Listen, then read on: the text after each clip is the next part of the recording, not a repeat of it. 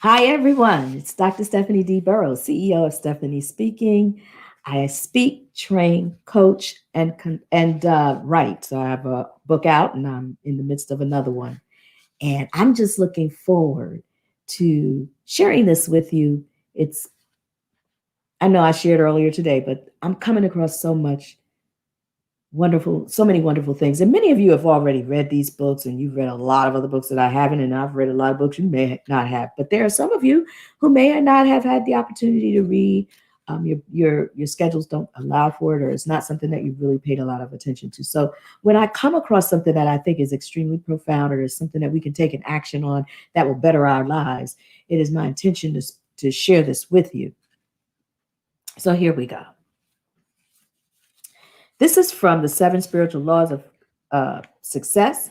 It's the pocketbook version of it, or the pocketbook guide. And I'm going to be speaking particularly on the law of karma, or cause and effect. Law of karma, or cause and effect. So I'm jumping in midway through. It says, in every moment, we have access to an infinity of choices. Some choices are made consciously while others are made unconsciously. Unfortunately, a lot of our choices are made unconsciously, and therefore we don't think they are choices. Oh, that's deep.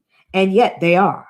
I'll repeat. Unfortunately, a lot of our choices are made unconsciously, and therefore we don't think they are choices, and yet they are. As a result of conditioning, our choices are often triggered by people and circumstances and predictable outcomes. If I were to insult you, you would most likely make the choice of being offended. If I were to pay you a compliment, you would most likely make the choice of being flattered. But think about it. You could make the choice of not being offended by an insult. Ooh, is that you? Do you make that choice? Are you that aware that you know that you can stop and process and go, I'm not going to receive that. I'm not going to concern myself. I will not be insulted. You can make the choice of not being offended by an insult. You can make the choice of not letting a compliment flatter you either.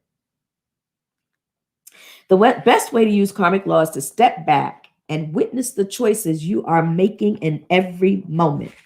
I know you're probably thinking, I don't have time for that, Dr. Burroughs. But you need to make time.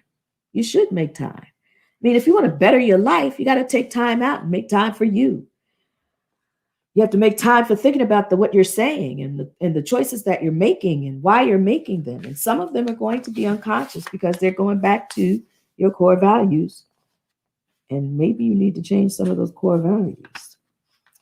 So I'll say this again. The best way to use karmic law is to step back and witness the choices you are making in every moment. Now, you may not be able to do anything if you've already made the choice and taken an action on it, or maybe you can find a way to mitigate what the outcome of that will be.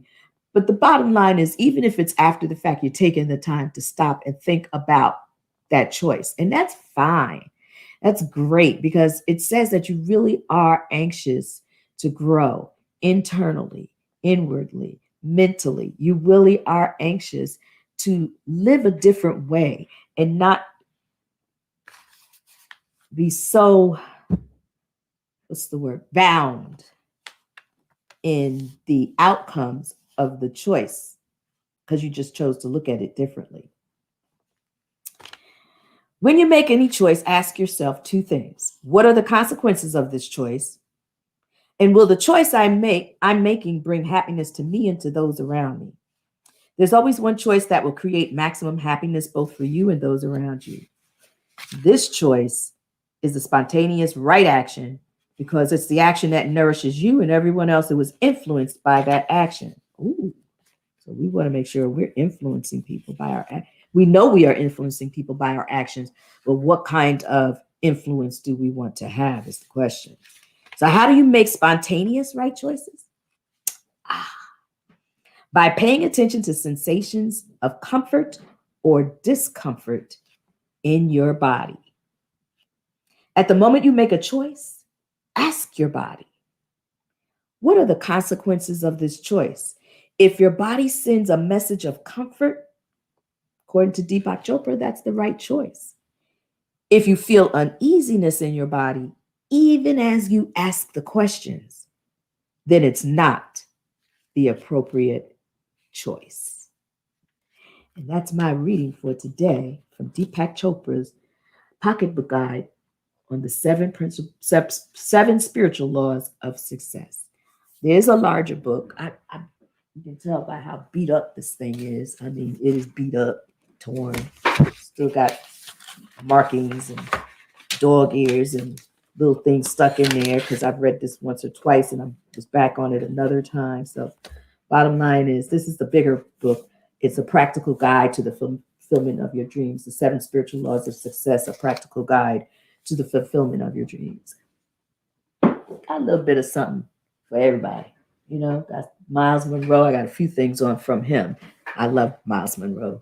He was a wonderful man. He was such an influencer, such he made a difference everywhere he went. And I was blessed through the Kingdom Chamber of Commerce to have contact with him on numerous occasions before his demise. So I just can't tell you. He's so awesome. Anyway, I'm not going to get into that. Thank you all for hanging out with me and listening. And hopefully, all I want to do is just share something with you. If it's hitting me in my solar plexus and impacted me on a grand scale, I want to make sure that I'm sharing the information with you. It may not be for everyone, but it's certainly for someone. It's not my business to know who. It's just I'm following the instruction that I received to give it away, to share. That's what sharing is, just giving it away. God bless each and every one of you. The light in me bows to and honors the light in you. Make it a blessed day. Make it a productive day. And get some rest over the weekend, okay? Get ready for Monday when you start all over again.